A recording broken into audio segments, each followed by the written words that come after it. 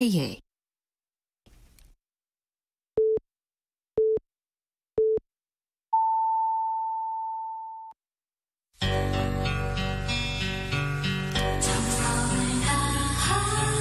정성을 다하는 국민의 방송 KBS 주진우 라이브. 그냥 그렇다고요.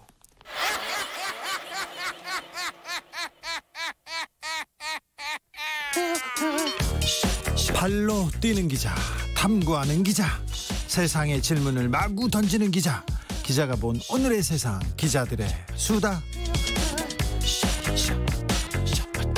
라이브 기자실을 찾은 오늘의 기자는 미디어오늘 정철훈 기자입니다. 안녕하세요. 네, 안녕하세요. 한 주간 잘 지내셨어요? 예, 잘 지냈습니다. 네, 알겠어요. 너무 좀 나한테 불만 있어요. 어디 다녀오셨어요? 금요일 날 부산 갔다가요. 네. 방송학회 있어가지고. 학회? 예, 양승동 KBS 사장과 박성재 MBC 사장이 또 기조 강연을 해가지고요. 네. 그거 기사화하고 찍고 바로 올라왔습니다. 네. 알겠어요. 네, KBS가 또 다음 주에 경영 혁신안 내놓는다고 해가지고요. 네. 이게 또 업계 관심사입니다. 그래요? 예. 왜 나한테 KBS 사장님이랑 그런 얘기를 왜 나한테 그래? 네, 잘 보도해 주시고요. 오늘은 어떤 소식 준비하셨어요? 기자들이 최근에 기업 홍보팀을 상대로 좀 구설수에 올라가지고요. 홍보팀 사람들을 만나는 과정에서 구설수에 오른 게 있어서 아직도 좀 기자들이 모아봤습니다. 홍보실 사람들한테 갑질하고 그렇습니까? 때가 어느 때인데. 사건이 좀 최근에 있었는데요. 네. 이 동양일보라는 곳이 있는데 지역에 이 부장급 기자가 지난 19일에 세종시 대변인을 소주병으로 내리치는 사건이 있었습니다. 소주병으로 머리를 가격했나요? 예, 술자리가 있었는데 네. 머리를 내리쳤고요. 아이고. 그래서 경찰이 출동을 했고 서로 합의를 한 상황이라고 합니다. 네. 근데 왜 소주병으로 머리를 내리쳤을까? 이게 관심사인데 동양일보 쪽은 광고 문제는 절대 아니었다. 그러니까 말 못할 사정이 있지만 광고 때문에 절대 아니다. 이렇게 저희 쪽에 해명을 알겠어요. 알겠어요. 사실 홍보 담당자하고 기자들하고 술 많이 먹고 밥 많이 먹습니다. 왜 그런지는 저는 잘 모르겠어요. 그런데 많이 먹어요. 거기서 또 구설이 일어나기도 하죠. 진행자께서도 삼성 쪽에서 밥 먹자고 많이 좀 연락이 왔었을 것 같은데. 그런데 저는 홍보팀 사람들하고 밥 안 먹습니다. 네, 그래서 저 만나서 밥 한번 먹자고 하면 걷자고 합니다. 네, 좀 같이 먹고 싶지 않아가지고요. 그래도 저는 깊게 오래 만나는 분들은 있어요. 근데 그 중요한 취지가 아니면 절대 삼성 쪽한테는 커피도 안 먹는 게 네, 그렇게 하려고 합니다. 네, 그게 제일 좋은 것 같긴 합니다. 홍보실 사람들은 안 만납니다. 예. 최근에 또 다른 사건이 있었는데 네. 이 MBN 경제부장과 MBN 기자 3명이 이제 네. 대기업 상무와 홍보부장이 한 8명이 이제 만났어요. 기자 넷, 홍보 넷 이렇게 만났는데 술자리에서 만났는데 요건 이제 지난달 29일이었는데 네. 술자리에서 이 대기업 상무가 네. 이제 말없이 먼저 술자리를 뜬 거예요. 네. 보통 이제 그런 분들 좀 있잖아요. 술 먹다 보면 사라지는 분들. 네, 그럴 수도 있잖아요. 실수할 것도 같고 막 힘들고 너무 그래서 집에 가고 싶을 수도 있고. 네. 그리고 네. 저는 집에 갑니다. 그러면 술 먹는 사람들은 잡잖아요. 네, 그쵸, 그러니까 그쵸. 네. 살짝 이렇게 갈 수도 있다고 봐요. 그런데 그러니까 MBN 경제부장이 인사도 없이 먼저 일어서는 게 말이 되냐, 예의가 없다고 항의를 해서 결국 집에 갔던 상무가 다시 술자리로 돌아오는 일이 좀 있었습니다. 네. 그래서 다시 인사를 하고 다시 집에 갔다고 해요. 예. 그러니까 이게 최근 일이에요? 예. 옛날에는 이런 일이 있었어요. 야, 홍보실 사람이 해가지고 막 욕하고 그러면 와가지고 죄송합니다. 잘못했습니다. 그런 경우도 저도 들었어요. 근데 최근에는 없어졌는데. 예, 그래서 이게 요즘 시대에도 이런 게 가능한가? 김영란법 때문에 같이 밥 먹고 이런 것도 좀 그러면 안 되는 거 아닌가요? 그래서 이 건의 경우는 어떤 홍보맨의 비애가 느껴지면서 동시에 어떤 기자들의 어떤 구시대적인 갑질 마인드가 좀 여전한 게 아닌가 이런 생각이 좀 들었습니다. 여전하네요. 이게 사실 별별 일이 다 있습니다. 네. 유통업체를 출입하던 한 경제지 기자가 2014년 일이었는데요. 네. 이 보도자료에 사진 파일 첨부가 안 돼 있다면서 홍보팀 직원을 불러서 뒤통수를 때리고 욕설을 퍼부은 사건도 있었습니다. 네. 이거 첨부 파일에 뭐가 사진 첨부가 안 됐다고? 네, 사진 첨부가 안 돼서 보도자료에 사진 첨부가 안 됐다고. 그 홍보팀에서 기사도 다 써줄 텐데 지금 사진 첨부가 안 됐다고요. 네, 이것도 너무한 사건이었죠. 이런 경우 많고 또 춤은 많아요. 기자들은. 네, 특히 이제 성추문 비일비재한데요. 네. 이거는 제가 이제 몇 년 전에 썼던 기사 내용이기도 한데 한 신문사 기자가 홍보대 행사 여직원에게 카카오톡으로 음란 영상을 보낸 사건이 있었습니다. 예, 그러니까 누가 봐도 음란 영상이었는데 네. 왜 이걸 보냈냐고 물어봤는데도 답이 없었대요. 네. 뭐 기자는 50대 남성이었고 여직원은 20대 여성이었고 전형적인 사건인데. 그렇죠. 이 윗선에 보고를 했는데 이 홍보대 행사 쪽에서 일이 커질 수 있다. 그래서 이제 가만히 있을 수밖에 없었대요. 네. 그러다가 이제 저한테까지 왔는데 이게 범죄 행위거든요, 사실. 범죄죠. 그래서 제가 취재를 들어가니까 처음에는 영상을 보낸 기억이 안 난다고 이분이 말씀을 하시다가 네. 나중에는 이제 죄송하다고 하더라고요. 네. 직원분께 사과드린다라고 얘기를 했었는데 요 얘기를 나중에 이제 제가 다른 방송사 홍보 담당자에게 얘기를 했더니 네. 그 어느 민영 뉴스통신사 기자는 홍보대 행사 여직원의 치마 속에 손을 넣은 사건도 있었는데 여전히 회사를 다닌다. 이런 이야기를 듣기도 했습니다. 언론사에 기자들이 아직도 성추문, 성추행 이런 거 많습니다. 가만두면 안 됩니다. 네, 예. 최근에도 있었어요. 큰 언론사에서, 큰 방송사에서 아주 높으신 분이 성추행 사건이 있었어요. 근데 노조에서 조사하다가 유야무야 됐는데 네. 아무튼 네, 시대가 많이 바뀌었으니까요. 기자들 좀 네. 자중하세요. 네. 내가 부끄럽네. 내가 미안해 죽겠네요. 네. 근데 또 다른 기자하고 홍보 담당자 이 멀고도 가까운 관계인데 가깝다고 막 자랑하다가 문제를 일으키는 경우가 많아요. 대부분은 끈끈한 관계를 유지하는 경우가 많은데요. 네. 최근에 이게 좀 문제가 된 사례가 있습니다. 그 검언유착 의혹으로 최근 징계를 받았던 채널A 그 백승우 기자라고 있습니다. 이동재 기자의 선배로 나온 사람이죠? 아니요, 이동재 기자의 후배인데요. 후배라고요? 네. 이동재 기자는 최근에 이제 해고를 당했고요. 예? 예, 이 백승우 기자도 징계를 받았는데 이 백 기자가 얼마 전에 삼성 SDS 홍보팀 직원과 생일 파티를 연 사진을 페이스북에 올렸다가 이제 구설에 올랐습니다. 이분이요? 예, 이게 지난달 30일인데요. 이 와중에 그 검언유착 이렇게 서슬퍼런 와중에요. 예, 이 백 기자가 이제 서울 강남구 논현동의 이 고급 이탈리안 레스토랑에서 삼성 SDS 전무와 홍보팀 직원 3명과 이제 생일 파티를 했는데요. 이때 삼성 쪽에서 백 기자의 31번째 생일 케이크를 이제 선물을 해줬는데 이게 케이크 딱 봐도 그 되게 비싼 케이크 있잖아요. 우리가 쉽게 사는 그런 케이크 아니었는데 네. 그런 케이크였고 이제 뭐 꽃길만 걸어라 이런 덕담도 오고 갔다고 합니다. 기자가 꽃길만 걸어라는 게 무슨 말이야? 뭐 이제 댓글에서는 뭐 앞으로도 잘 부탁드립니다. 글로벌 잘생김 백 기자님 생축 뭐 이런 댓글들이 달렸습니다. 그러니까 삼성의 홍보팀 직원들이 나와서 임원과 나와서 지금 백 기자님 생일 파티를 해줬군요. 예, 글로벌 잘생김. 네. 글로벌 잘생김. 예. 네, 뭐 이런 사례도 있습니다. 장호민 님이 이런 문자 주셔서 두 분 기자들 톡방에서 엄청 뜯기겠네요. 그러면 항상 욕먹습니다. 네. 8921님 주 기자 답답한 속 풀어준다고 국회의원들 하는 꼴을 보면 더 답답하고 미치겠어. 월급을 받았다고 막 그러는데 제가 죄송합니다. 제가 다음 이야기로 넘어가 볼까요? 예, 오늘 그 수사심의 때문에 또 삼성이 핫한 이슈인데 2015년 삼성물산 제일모직 합병 당시에 삼성이 여론 작업에 나섰다는 내용이 검찰 수사 과정에서 나와서 좀 주목할 부분이 있는 것 같습니다. 그때 대단했었어요. 예. 당시에 그 삼성이 우호적인 합병 여론을 위해서 일명 기사부터 인터뷰 기고문까지 전방위 여론 작업에 나섰다는 내용이 나왔는데요. 기사를 막 써주기도 했다고 막 그랬던 것 같아요. 예, 그 저희가 확인한 바에 따르면 이 삼성 미래전략실 소속 그 당시 이왕익 삼성전자 부사장이 2015년 6월 28일 한국경제신문에 이 삼성 바이오 에피스 상장 계획을 미리 알려주고 기사 초안을 수정해줬다는 게 이제 검찰 측 수사 내용으로 등장을 했습니다. 실제로 그대로 기사를 썼나요? 2015년 6월 29일자 한국경제신문 일면 톱 기사를 보면요. 삼성이 바이오 계열사인 삼성 바이오에피스를 미국 나스닥 시장에 상장한다 이렇게 단독 보도를 합니다. 네. 그래서 업계 관계자 말을 빌려서 시가총액이 최소 8조 원에 달할 것이다 이렇게 보도를 합니다. 네. 그리고 삼성 바이오에피스는 합병을 준비 중인 이 제일모직과 삼성물산의 손자회사다 이렇게 설명을 해주면서 네.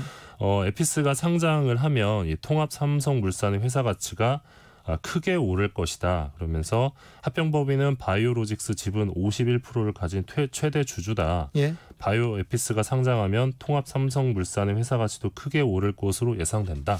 이렇게 기사를 썼는데 이게 그냥 장밋빛 청사진만 던져주고 그러진 않았잖아요. 실제는 일어나지도 않았고.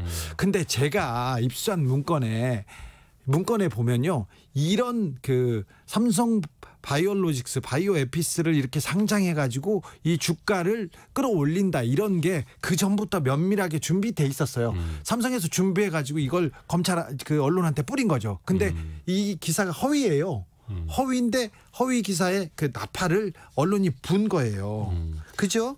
그래서 이런 대목이 지금 나온 상황인데 해당 기사를 작성했던 기자에게 물어봤습니다. 네. 그랬더니 당시 기사는 이 삼성그룹 취재원을 어렵게 두드러가면서 확인한 단독 기사였다. 단독 기사였는데 허위 기사였습니다. 삼성에서 미리 알려주고 기사 초안을 수정했다는 식의 주장은 이 나의 취재 노력과 기자로서 쌓은 프라이드를 뭉개는 것이다. 이러면서 전혀 사실무근이라고 밝혀왔습니다. 이 기자 승진하거나 굉장히 좋은 데가 있을까요? 특파원 됐거나. 그죠? 예. 그렇죠? 예, 특파원입니다 지금. 네. 아무튼 그 이왕희 부사장의 경우 지금 이 삼성 바이오로직스와 삼성 바이오에피스 조직적 증거인멸에 관여한 혐의로 지난해 말에 징역 2년형을 선고받은 상황입니다. 지금 감옥에 있나요? 예. 이때 그 바이오로직스와 바이오에피스 증거인멸에 나섰거든요. 왜 그랬냐면은 이재용 부회장한테 보고한 내용을 없애야 된다. 그래서 대대적인 증거인멸을 했어요. 이재용 부회장 부분은 다 없애야 된다. 그걸 없앤 사람은 구속이 됐어요. 근데 지시한 사람들은 아직 기소하지 말라고 지금 재판을 심의위원회가 열려 있습니다. 인터뷰 기고문 이건 또 삼성이 다 만들어줬다면서요? 예, 그런 내용도 지금 나와 있는 상황인데 합병 국면 당시 이제 동아일보 인터뷰 그리고 매일경제 기고문도 삼성 작품이었다는 게 지금 검찰의 판단으로 보입니다. 예. 장충기 당시 삼성 미래전략실 사장이 2015년 6월에 삼성증권 출신이죠. 황영기 당시 한국금융투자협회장에게 부탁을 해서 그해 6월 14일 일단 연합뉴스 인터뷰가 나왔다고 하고요. 그러니까 황영기 회장이 인터뷰를 해준 거죠? 네, 연합뉴스랑 인터뷰가 삼성을 나갔는데, 편드는. 네. 예, 명확히 삼성을 편드는 기사였고요. 외국의 헤지펀드가 한국 자본시장에 와서 분탕질 치는 것을 방치해서는 안 된다 이런 주장을 했습니다.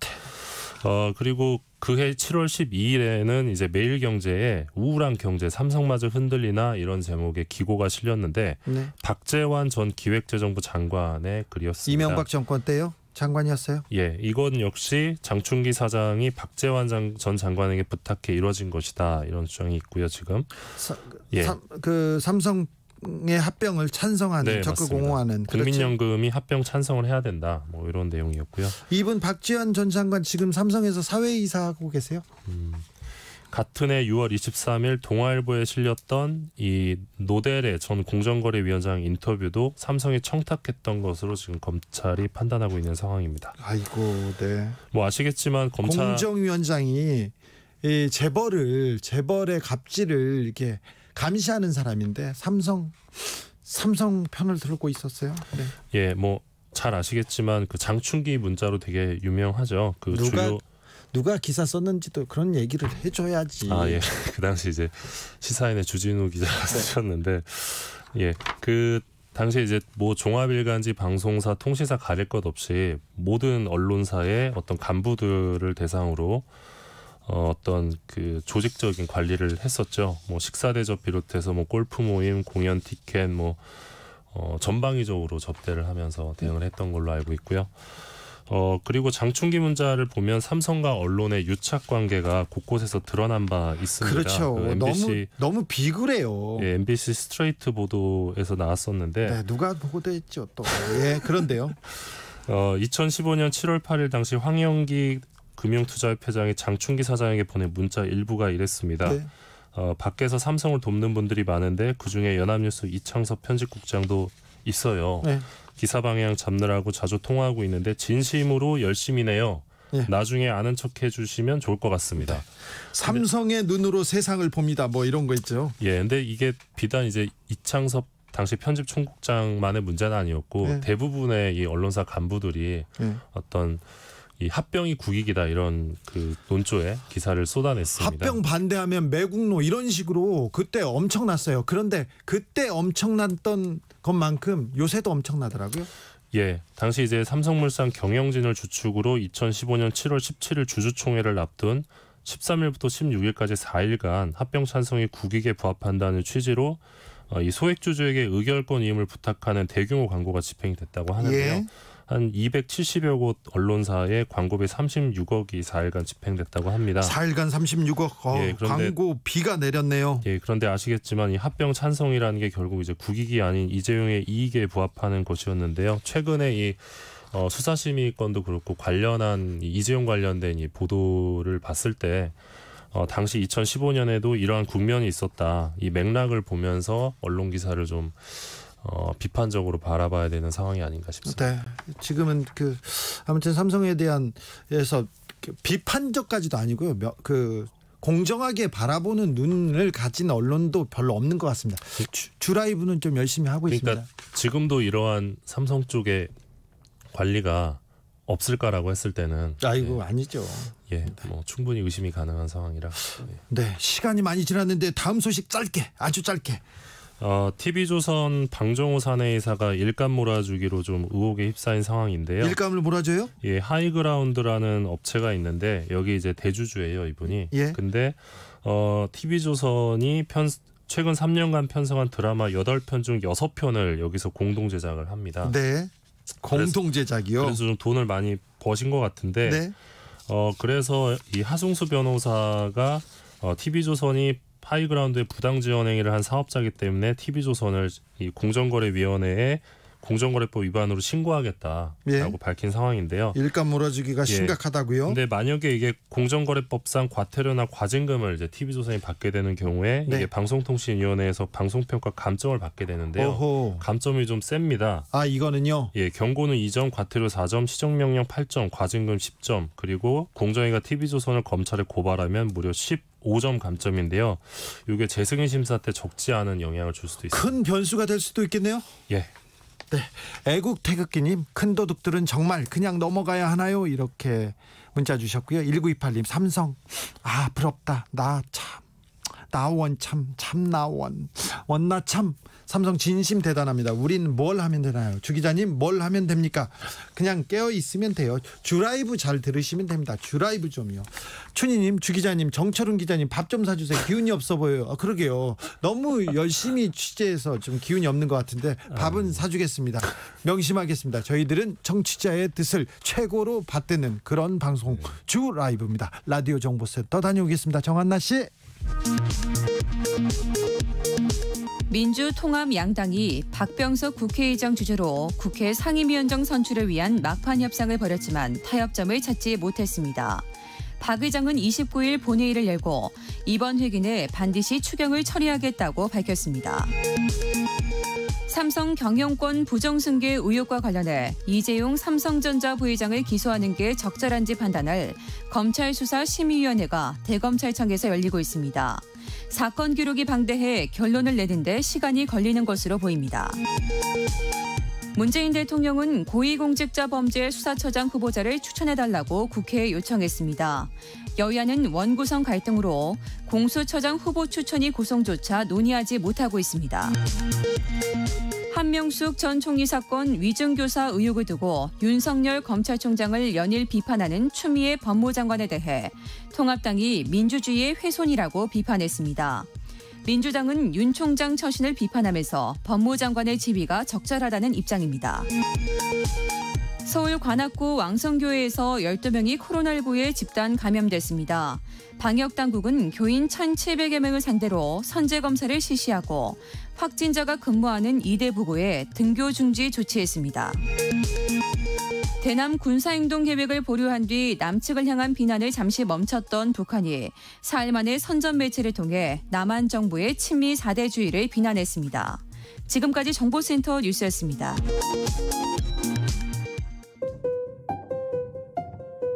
정치 피로, 사건 사고로 인한 피로, 고달픈 일상에서 오는 피로. 오늘 시사하셨습니까? 경험해보세요. 들은 날과 안 들은 날의 차이. 여러분의 피로를 날려줄 저녁 한 끼 시사 추진우 라이브.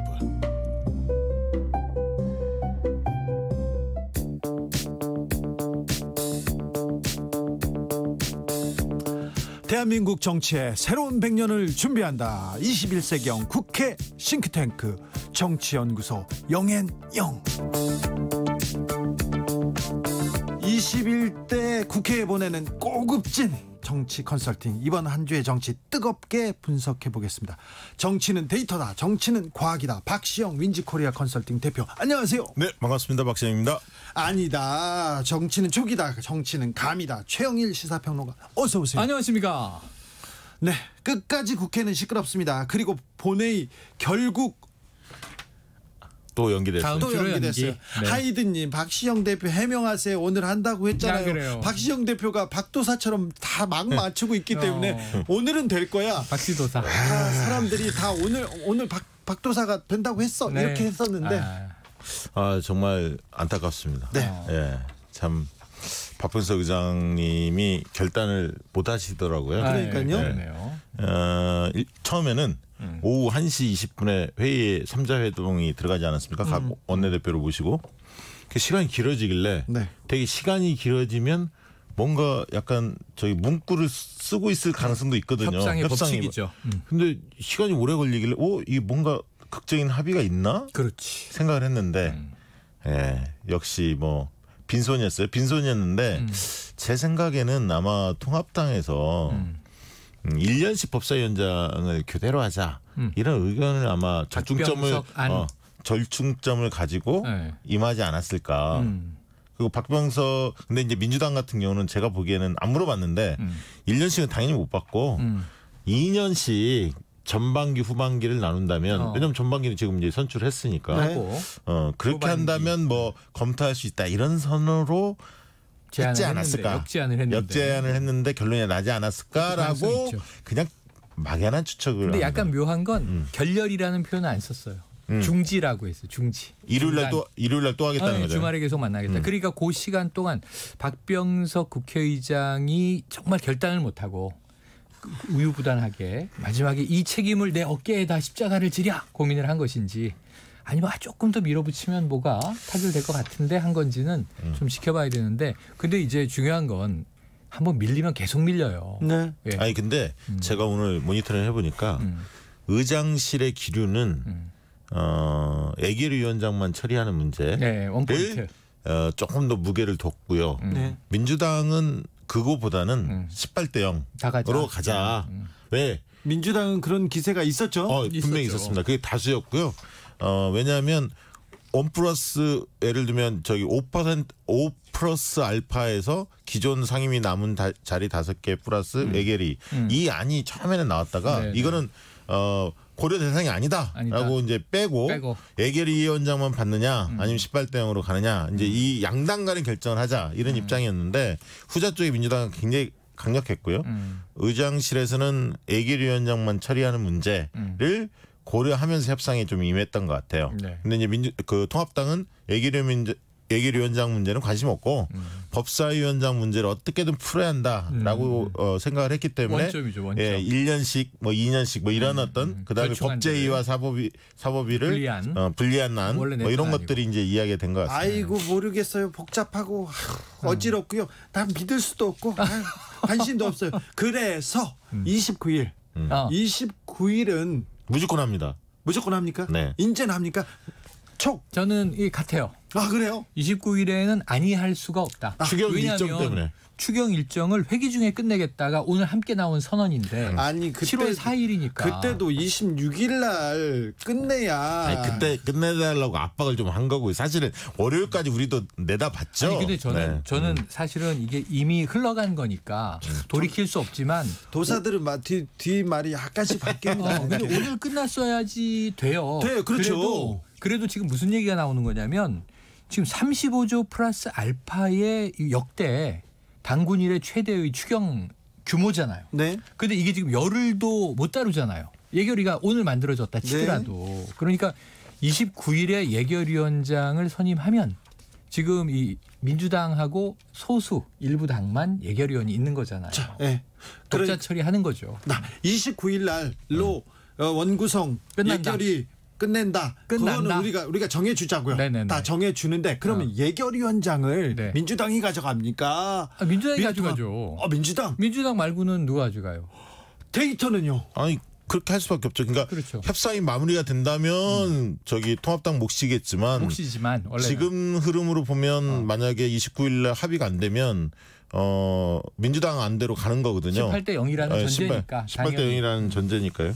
2081님 북한이 핵을 고집하는 것과 통합당이 법사위를 고집하는 것은 아마도 비슷한 맥락 아닐까요? 이렇게. 거기까지 얘기하면 좀 그렇죠. 그런가요? 네. 알았어요. 엮지 마세요. 자, 예결위원장 29일 날 민주당이 가져간다고요? 그러니까 협상이 안 되면 일요일까지 극적 타결이라는 소식이 나오지 않으면 네, 그렇죠. 29일 월요일 본회의에서 18대 0으로 민주당이 전적으로 국회에 책임을 걸머질 것이고 예결위원장도 정해져 있잖아요. 네.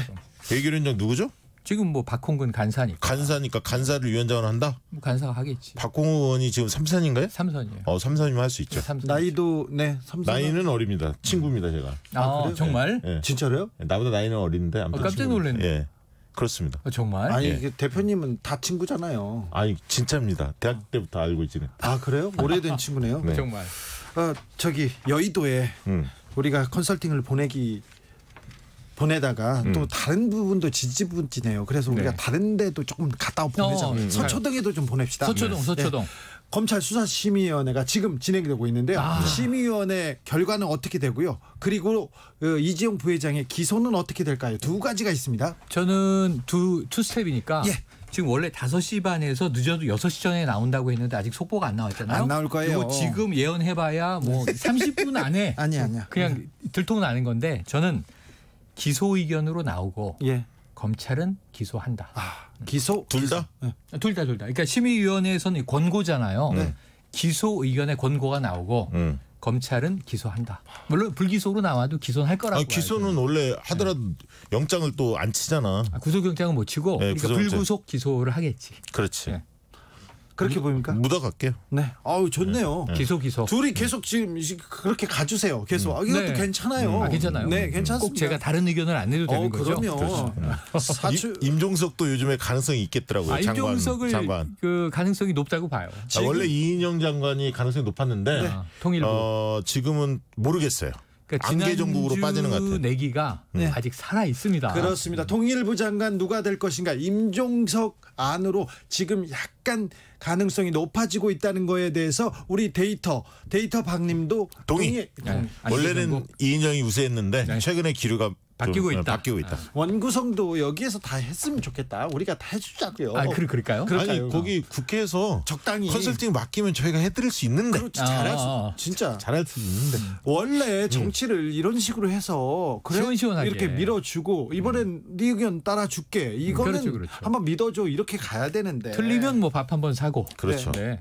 근데 원래 원구성이 국회가 원래 이렇게 몸살을 앓았었나요? 이런 질문이 네, 있어요. 그렇죠. 많이 알았죠. 맞아요. 그러면 그래서 보통 이제 한 40일간 막 걸리기도 했는데 대개는 전반기는 그래도 빨리 끝나는 관례들이 많았죠. 맞아요. 왜냐하면 총선 민의를 반영을 해주거든. 맞아요. 근데 이번에 통합당은 좀 막무가내인 것 같습니다. 과거의 관례에 비하면. 그러니까 이미 20대 국회의 법정 시간 이후 이 시간을 넘겨버렸어요. 네. 그러니까 20대 국회가 빨리 됐는데 법정 시한 플러스 2주였거든요. 14일. 근데 이제 최장으로 보는 게 18대 국회 88일, 네. 약 3개월. 근데 말씀하신 대로 그 중간 한 20일에서 40일 사이에서 한 달 내에 결론이 나는 건데 지금 조짐이 안 좋아요. 지금 네. 2주 넘어갔거든요, 이미. 네. 그 다음 주면 3주거든요. 근데 지금 우리가 국난이라고 이야기하는 남북 관계 문제도 있고 코로나19도 있고 한 걸 생각을 해보면 정말 좀 막무가내다. 그리고 추경에 생각이 듭니다. 추경에 500만 명의 생계가 달려 있어요. 그렇죠. 실제로 기재부에서 통계낸 걸 보면. 맞아요. 그리고 대통령님의 국회 개원 연설을 지금 못하고 있습니다. 맞아요. 그래서 이미 6월달 개원 연설은 물 건너갔다. 이게 지배적입니다. 왜냐하면 국회가 여야가 같이 참석한 하에 네. 연설을 하셔야 하는데 그렇지. 그러면 결국은 7월 4일 날 6월 국회가 임시국회가 끝나면 7월 중순 중에 다시 열릴 것 같지 그렇죠. 않습니까? 그렇죠. 그러면 이제 그때 만약에 할 통합당이 것이다. 들어오면 할 건데 만약에 다음 주에 본회의가 민주당 플러스 알파 다른 야당들만 참여하고 네, 통합당이 참여하지 않은 가운데 18대 0이 강행이 되면 상당 기간 또 냉각기가 불가피해서 보이콧이 있겠죠. 예, 그래서 대통령 개원 연설이 계속 미뤄질 가능성도 있습니다. 네. 오, 그렇죠. 사축이 슬로님이 정치에 관심을 두니 결국 얻는 것은 고구마구나. 답답하다 이렇게. 가끔 사이다도 좀 드시고. 근데 관심을 둘 수밖에 없어요. 둬야 됩니다. 그래도 안 두면 네. 또 이 세비 말이에요. 세비. 안 되면 자기네들끼리 그냥. 근데 왜 이 세비가 지금 막 물 흐르듯 나가는 거는 다 화들을 안 내지? 우리 돈이에요. 아니 그거 그래서 지금 일하는 국회법 민주당이 추진하는 거 네. 그리고 개별 입법으로 세비에 대한 규제를 하겠다. 그래서 뭔가 페널티를 주겠다. 이런 안들이 많이 나오고 있어요, 의원들이. 근데 아직 뭐 이게 지금 뭐 상임위가 제대로 돌아가지 않고 그렇죠. 있으니까 이제 입법 발의만 심의를 해도 아직 못 하고 그렇죠. 있는 상태. 입법 발의를 막 하고 있습니다. 이미. 황영호님이 국민의 바람은 썩은 관행을 과감하게 깨라고 명령하고 있어요. 이렇게 얘기합니다. 맞습니다. 2536님은 버스 기사인데요. 우리는 승객들과 마스크 싸움까지 하느라 힘든데 의원들 하는 일도 없는데 깍 버스 타고 다니면서 마스크 홍보라도 하고 월급 받으라고 해주셈. 좋다. 아니 그건 제가 하겠습니다. 제가 하겠습니다. 네? 마스크는 꼭 써야 됩니다. 그 승객 여러분. 그렇죠. 네. 그 마스크 써야 기사님하고 됩니다. 다투시면 안 돼요. 다투면 안 됩니다. 다투면 사법 처리되고 잡혀갈 수도 있습니다. 그리고 이런 더운 때 나를 위해서가 아니라 남을 위해서 마스크는 써야 됩니다. 서로를 위해서. 네. 그렇습니다. 자, 그리고는요. 진짜 좀 핫한 뉴스. 네. 추미애 법무부 장관과 윤석열 검찰총장이 딱 지금 대결 바라바라밤. 국면입니다. 중돌 국면인데 이 얘기는 바라바라밤. 교통정보센터 다녀와서 하겠습니다. 김민희 씨. 네, 6월의 마지막 금요일 퇴근길 이미 정체 곳곳으로 길게 이어지고 있습니다. 남해고속도로 순천 쪽으로 창원 2터널에서 있었던 사고는 1차로를 막고 처리 작업을 하고 있어서 동창원 나들목부터 정체 심하고요. 반대 부산 쪽으로는 7원 분기점에서 하만 2터널 사이와 또 북부산 요금소에서 덕천 사이로 속도 줄여 지납니다. 서울 양양고속도로 서울 방면으로 서양양 부근 1차로에서는 고장난 차를 처리하고 있고요. 서해안고속도로 서울 방면으로는 서평택 분기점에서 화성휴게소까지 18km 구간에서 정체 길어졌습니다. 더 가서도 비봉에서 용담터널 사이와 또 일찍에서 금천까지 정체입니다. 반대 목포 쪽으로 목포요금소 일대의 정체는 작업 여파입니다. 서울 시내 분당수서로 분당 쪽으로 수서 차량기지 부근 3차로에서도 사고가 났는데요. 청담대교 북단부터 정체 심합니다. 반대 청담대교 쪽으로는 탄천나들목부터 청담대교 북단까지 지나는데 40분이 넘게 걸리고 있습니다. KBS 교통정보센터였습니다. 테이크아웃 시사 나왔습니다. 오늘도 하나 챙겨가세요. 주진우 라이브.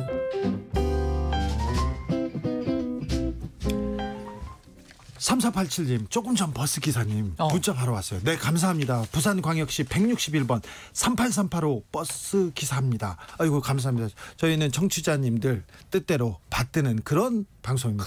네, 리씨님, 정치인이 다툴수록 국민은 유식해집니다. 이것도 뭐 좋은 관점이네. 네. 자, 추미애 장관이 네. 국회에 와가지고 발언을 세게 했습니다. 네. 네. 아주, 네. 직격탄이었어요. 네. 뭐 지휘랍시고 뭐 이게 화제가 됐죠. 네. 또 절반을 잘라먹고. 잘라먹었다. 네. 뭐 이런 표현이 좀 거칠죠. 네. 그런데 이제 추미애 장관의 지금 심리 상태를 잘 봐야 합니다. 아, 그래요. 열 심리 받을 분석? 만큼 열이 받아 있어요 지금. 추 장관 심리 분석. 왜냐하면 한 일주일 전이죠. 한명숙 네. 사건 관련해서 감찰 대검 감찰과에서 하라. 이렇게 분명히 공개적으로 천명했고 문서로도 내려보냈습니다. 그런데 그것을 윤석열 총장이 어떻게 했냐면 서울중앙지검 중앙지검 내려보냈는데 나중에 뭐라고 했냐면 이 장관의 메시지를 듣고 나서 대검 인권부가 총괄해라. 그리고 감찰과의 자료를 공유해라. 이렇게 하면서 그건 반부패 정책협의회 열리기 전날. 그 얘기는 뭐냐면 감찰과는 형식적으로 자료만 공유하고 사령탑은 대검 인권부가 하라고 교통정리를 해준 거예요. 그러니까 장관의 명령을 들은 게 아니라 지시사항을 들은 게 아니라 듣는 척하면서 사실은 다른 얘기를 한 거예요. 그 추 장관 입장에서는 발끈할 수밖에 없는 거예요. 근데 이게 이상한 게 모욕당했다. 법무부가 자 이거는 감찰, 대검 감찰과에서 감찰 대상이다. 이게 저 위증을 교사했다는 거 아니에요. 그렇습니다. 검사가. 네. 그러니까 이게 이 검사의 비위 관련이니까 감찰하는 게 우선 맞아요. 나중에 법적으로 수사는 그 다음 단계고. 그런데 문제는 이건 지시가 공식적으로 떨어졌는데 검찰총장 선에서 서울중앙지검의 인권감독관실이 해라라고 하는데 문제가 생긴 게 뭐냐면 이 검찰 조직 내부에서 처음 있는 일이래잖아요. 사본 배당을 한 거 아니에요. 그렇죠. 그러니까 이게 보통 우리가 서류철 있잖아요. 네. 서류철 주면서 이첩, 이관 해야 되는데 복사본 가져와. 복사본을 안 주니까 저쪽에서 그래서 슬쩍 주고 이거 여기서 해. 그러니까 동시에 같은 사건이 두 군데서 조사를 하고 있는 그렇습니다. 이상한 일이 벌어진 거예요. 두 군데 배당이 된 거네요. 네. 그러니까 이게 봉합이 안 되면 대통령이 있는 자리에 가서 이제 법무부 장관 만날 텐데. 그러니까 전날 대검 인권부가 하고 마치 두 군데서 협력하는 것처럼 모양을 만들어놨는데 이상한 것이다라는 거죠. 그러니까 그 다음에 이번 주 월요일 날 대통령 주재 반부패 협의회가 열렸잖아요. 네. 열렸었죠. 그때는 인권 문제에 관련해서 어쨌든 장관과 검찰총장이 협력하라. 협력해라. 이런 정도로 부드럽게 이야기를 했어요. 맞아요. 사실은. 그 다음 날 총장이 또 뭐 인권 관련된 그 얘기를 했고요. 네. 근데 이제 추 장관 입장에서는 이건 인권 상황이 아니다. 감찰 상황이지라고 머릿속에 있는 거고 그렇지. 내 말을 듣지 않았다. 총장이 이 괘씸한 심정을 갖고 있는 상태에서 이제 한동훈 지검장이죠. 지검장의 네네. 사건이 이제 부산지검 차장. 네, 부산지검 차장 검사였는데 네. 지금 뭐 전부 조치를 시켰죠. 법무연수원 연구위원으로. 그렇죠. 전부 조치를 시키면서 법무부 자체에서 아까 거는 한명수 그 전 총리 거는 대검 감찰부에 지시한 거고 요 건에 대해서는 법무부 감찰부가 감찰을 직접 해라라고 지시를 내린 겁니다. 이제 이렇게 내렸는데 최근에 이제 검사들이 일각에서 좀 반발을 해요. 근데 이제 추 장관이 아까 심리 상태를 얘기를 했는데 그 전에 법무부 상임위 민주당 의원들이 주로 참여했던 상임위에서 송기현 의원이나 몇몇 분들이 심기를 좀 건드리죠. 그렇죠. 검찰에 순치된 거 아닙니까? 검찰 말에 고분고분 따라가는 거 아니냐. 어떻게 보면 추 장관 당신이 임명한 게 그런 뜻이 아닌데 왜 개혁 안 해? 이런 식으로 몰아붙였죠. 자당 의원이. 자존심이 굉장히 상했죠. 네네.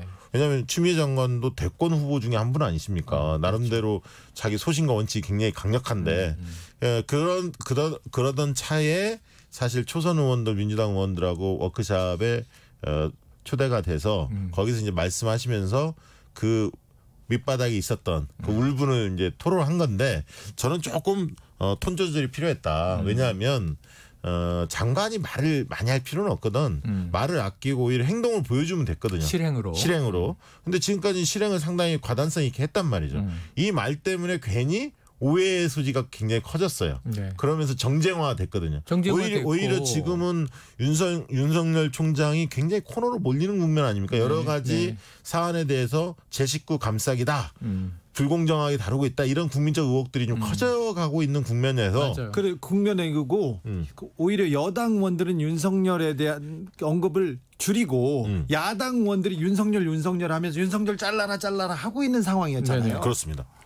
그러니까 지금 이렇게 된 거죠. 김종인 비대위원장이 나섰죠. 차라리 불신임한다고 인사권자는 대통령입니다. 검찰총장. 대통령이 차라리 불신임한다고 얘기하고 그 내보내라. 그게 맞지. 이게 뭐냐 모욕만 주고. 근데 나 웃긴 게 김종인 비대위원장이 왜 윤 총장이 지금 코너로 몰리고 있는지 이게 정권과 관련이 있는 것처럼 몰아갔어요. 맞아요. 그 워딩에는. 맞아요. 그런데 지금 장모 사건이라든가 그 부인 문제 그리고 한동훈 그 지검장의 문제, 검언 유착 의혹, 유착 의혹, 검언 유착, 그다음에 또 한명숙 그 사건에 관련된 것들, 재판의 문제들, 이런 문제는 정권하고 하등의 관계가 없습니다. 네네. 그 진정을 했던 사람들이 위증을 했다, 내가 증언해서 번복을 하거나 아니면 MBC 뉴스가 보도를 한다든가 뉴스타파가 취재했다든가 이런 어떤 사안들이지 정부 여당의 뭐 관계자가 이 문제를 파고들어서 뭐 폭로한 게 아니거든. 근데 이제 이런 거예요. 굳이 이제 이 통합당의 입장을 대변해 드리면 균형 극중이니까 저는 극중이니까 대변해 드리면 이런 거지. 지금 통합당의 시각은 왜 윤석열 검찰총장에게 이번 정부가 미운 털이 박혀 있느냐에 대한 해석에서 자, 문재인 대통령이 살아있는 권력까지도 과감하게 수사하라 했는데 지금 살아있는 권력만 수사하는 형국을 보였잖아요. 그동안. 그렇죠. 울산 고래고기 문제라든가. 근데 통합당은 그렇게 생각 안 하겠죠. 지난해 이제 조국 전 장관 일가 사태라든가. 그래서 이제 통합당은 이렇게 생각을 하는 거예요. 윤 총장이 현재 정권의 실세들을 파고드니 불편해진 거 아니냐. 아니 그거는 파고들 수 있는데 왜 나경원은 수사를 안 하는 거예요? 나경원. 아니 그러니까 그 미래통합당에서는 왜 패스트트랙은 제대로 수사를 안 하는 거예요? 살아있는 권력까지도 수사하라는데 이게 살아있는 권력만 그러니까 수사하고 있는 양상으로 그렇죠. 보이는 거지. 그러니까 그 미래통합당에는 그 부분을 좀 강조해서 좀 어필하고 있는 거죠. 그렇죠. 그러니까 지금 자극하고 통합당은 있습니다. 윤석열 총장의 목을 치면 좋다 이거예요. 그렇죠. 야당 입장에서는. 왜냐하면 대권 후보로 키울 수 있으니까. 그것도 있고 민심도 나빠질 것 같고. 근데 잘 보셔야 할 게 윤석열 총장에 대한 직무 수행에 대한 평가가 얼마 전에 여론조사 결과 나왔어요. 찬반이 팽팽하지 않습니까? 맞아요. 긍정 부정이. 과거에는 윤석열 총장이 굉장히 국민들한테 추앙을 받았잖아요. 칭찬을 많이. 신망이 두터웠거든. 근데 이게 어느새 긍정평가와 부정평가가 팽팽할 정도로 많이 빠진 거야. 팽팽한데 그 지지율 내용을 분석해 본즉 진영으로 딱 갈리더라고요. 그렇죠. 그런데 제가 볼 때는 이후에 지금 정경심 조국 교수의 재판 과정이나 아까 한동훈 지검장의 문제들 이런 문제들이 앞으로 조금씩 시간이 지나면 더 구체화될 텐데 드러날 텐데 그러면 제가 볼 때는 지금 상황에서는 오히려 앞으로 두세 달 후면 윤 총장의 직무 수행에 대한 평가는 더 안 좋아질 가능성이 크다. 저는 그렇게 봅니다. 그런데 추미애 장관에 대해서는요? 추미애 장관은 당분간 조금 말을 좀 줄이고 지혜롭고 영리하게 접근해야 한다. 실행으로 개혁했으면 좋겠다. 지금 이제 어떤 시점이냐면 이제 6월이 끝나가잖아요. 다음 주면 7월이잖아요. 7월은 검찰 개혁에 있어서는 어떤 달이냐면 공수처가 설치돼야 되는 달이에요. 그래서 청와대가 드디어 국회에 공수처장 임명권에 대해서 공식 요청을 했어요. 그런데 여기 대해서 통합당의 김기현 의원 오늘 이야기가 많이 언론에 회자됐는데 지금 국회 상황을 모르느냐 청와대가. 왜 이러시느냐. 청와대는 청와대가 반발을 했어요. 청와대가 해야 할 일을 해야 하는 거죠. 당연하죠. 일정에 맞게. 그렇습니다. 이게 법적으로 정해져서 가는 거니까. 그래서 이제 이 강훈식 수석원내 대변인이 그렇게 얘기했나요? 지금 이 공수처 문제와 원구성 문제를 엮지 마라. 별건으로 가는 거다. 그러니까 청와대는 지금 7월에 공수처가 설치돼야 되는데. 7월 15일. 그러면은 이제 공수처장을 당연히 뽑아야 되는 시점이 왔죠. 그렇죠. 각 당이 또 추천위원 2명씩 뽑아야 하고. 맞아요. 근데 지금 우리가 싸우고 있으니까 그 얘기는 나중에 합시다. 이러면 안 되는 거잖아요. 그렇죠. 네. 9987님도 추 장관님 좀 보기 안 좋았어요. 공개적으로 망신 주는 것 같아서요. 이렇게 해서 약간 감정적으로 들렸다는 게 책상을 탁탁 치고 또 약간 그런 것도. 추 장관님 가끔 그래요. 이렇게 하세요. 저 격앙되면 그렇죠. 무서워요. 목소리도 액센트가 딱딱 들어가죠. 무서워요. 막 떨어요. 이렇게 하면. 자, 다음 얘기로 넘어갈 또 있어요? 그럼요. 우리 많이 물어봐야 돼요. 물어볼 게 많습니다. 오늘의 내기는 아직 안 걸었네요. 네, 아직 안 걸었어요. 맨날 걸진 않는데요. 그거 미래통합당이 아까 걸었다. 기소했잖아요. 네, 걸었다. 네. 아직 뭘 걸지는 않았는데. 그렇죠. 곧 저희가 아주 조금 재밌는 걸로 걸겠습니다. 미래통합당의 새 이름. 미래통합당 당명은 바뀌죠. 김종인 비대위원장이 무조건 바꿀 거예요. 아니 원래 이 통합당이라는 거 있잖아요. 네. 선거 국면에 여러 정당이 이렇게 합쳐갖고 통합당이라는 이름 많이 쓰잖아요. 선거 네. 국면에 이건 무조건 바뀌게 돼 있습니다. 그렇죠. 오래 가지 않아요. 오래 갈 수가 없습니다. 통합은 오래 안 되는군요. 안 되는 겁니다. 원래 이제, 안 되는군요. 제자리를 찾아가는 건데 어떤 당명이 좋냐 네. 그렇게 물으려고 하는 거죠. 네, 그렇습니다. 제가 생각을 해봤는데 정말 두 가지. 네. 두 가지. 예. 웃지 마세요. 네. 예. 진짜 보수당, 진짜 보수당? 진보당. 진짜 재밌잖아? 보수당. 두 번째, 재밌자고 하는 거구나. 이 공화주의와 자유주의를 추구합니다. 보수는. 그래서 공화자유당. 줄이면 공자당. 공자당. 그러면 공자가 생각나지 않습니까? 네, 그렇죠. 반대쪽에는 공짜당이다, 무임승차당이다 이런 얘기도 나올 것 같습니다. 아니 우리 굉장히 저기 진도를 많이 나가네. 많은 데이터 준비해 오셨는데 그거는 좀 너무 좀 희화한 것 같아요. 아니, 진짜 보수당 괜찮잖아요. 저는 미래는 좋은데 통합당이 문제잖아요. 그래서 미래 통한당 이렇게 해가지고 통한? 네, 통한. 그게 더 심한 거죠. 한국을 통일한다. 통하자고 네. 미래와 통한다. 네. 그 장난으로 짓는 게 아니에요. 장난 아니에요. 이게 좀 진지하게 해주세요. 아니 뭔가 좀 들어와야 진지하게 그러니까 하죠. 보세요. 자, 보수 싫어한다, 네. 우파 싫어한다, 네. 자유 뭐 그동안 한국 많이 들어갔어요. 네. 그럼 오직 통합당이 할 일은 뭐냐면 이 국가를 그 공화주의라는 게 이제 국가 공동체를 우선하는 거니까 개혁해야 된단 말이에요. 네. 국가 개혁당이죠. 국개당. 그렇죠. 국개당 좋잖아. 개자 들어가면 안 돼요. 그거 안 받을 것 같은데. 9503님이 주라이브 일주일 총정리는 영앤영과 함께 하면요 정치 상식이 쑥쑥 뿜뿜 더불어 재미도 쑥쑥 뿜뿜 영앤영 팀 출연료 더블로 갑시다 이렇게 와. 얘기했는데 출연료 너무 싸. 그러니까 아니, 맞아요 몰라. 맞아요 이 얼마인지 생각에 몰라. 비해서 이렇게 그런데 아니 이렇게 좋은 정보를 하다가 지금 뭐라고요? 국개당? 그래. 갑자기. 아니 근데 사실 나는 진보당? 공화당도 생각했는데 공화당 좋잖아요. 근데 트럼프를 요즘에 싫어해. 그렇지. 통합당에서 맞아. 한반도 평화 문제 관련해서 싫어해서. NY리님 미래 친구당 나왔어요. 미래 친구당? 안 돼. 안 돼요. 안 돼. 안 돼. 그거 가수 안 돼요. 뭐 있잖아. 누구요? 가수? 없나? 미래 친구? 아니 안 그거는 돼요. 저 걸그룹 여자친구가 있고 여자친구가 있구나. 남자친구도 있어. 걸그룹 좋아하시는구나. 아니 몰라서. 몰랐어요 대표님. 네. 또 아니 좀 진지하게 한국 들어가고 한국 안 들어갔으면 한국 안 들어가. 한국 안 들어갈 안 들어간대요. 거예요. 안 들어갈 것 같아. 경제 들어가지 않을까요? 그럼 경제는 괜찮죠. 경제. 그럼 뭐가 있을까? 경제 정의당? 그러면 저는 조금 요즘 연성한데 네. 지난 총선 때 약간 효과를 본 게 하나 있어요. 뭐죠? 대패하긴 했지만 핑크색. 당의 컬러를 예전에 원색에 가까운 빨간색이었다가 핑크당. 아니 왜 그렇게 저 공산주의를 싫어하는 당이 특히 반공주의 당이 빨간색을 써서 여러 가지 해프닝이 옛날에 있었잖아요. 빨간색도 했잖아요. 당명이. 예전에 당 색깔이 빨간색이었죠. 그래서 핑크를 써서 연성화 효과를 조금 봤어요. 그래서 99석이 될 뻔했는데 103석이 된 거야. 핑크 효과가 믿거나 계속 말거나. 나온 핑크 거야. 효과. 믿거나 이거 말거나. 난 초기니까. 네. 그래서 아마 조금 미래는 들어갈 것 같아요. 미래지향적이고. 그리고 우리 청년 세대에게 희망을 주려고 하니까 청년 미래당? 미래희망당. 희망당. 그럼 줄이면 미희당. 미희당. 저는 미래 핑크당 해가지고 미핑당 이렇게. 핑크 너무 만화 아니에요? 자, 순정 만화 아닌가? K팡님은 자유경제당 나왔어요. 그거 가능성 있어. 자유경제당 좋죠? 2330님 국민을 사랑하는 당 국사당 나왔습니다. 국사당. 6871님 보수혁신당 나왔어요. 보수하고 그 혁신하고. 생각도 했어요. 네. 이것도 자유경제당 보수혁신당 나올 만한 이름들입니다. 나올 만한 이름이에요. 또 하나 더 주십시오. 데이터 한 번 주십시오. 뭐가 있을까요? 원래는 무슨 미래연합 이런 게 좀 이미지가 미래지향.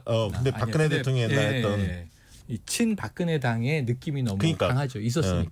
그런 게 좋을 것 같다. 무슨 당 들어가는 것보다는 네네. 당이 안 들어가는 게 오히려 더 젊어 보이거든요. 왜래요? 영어를 좀 넣어보면 어떨까요? 갑자기.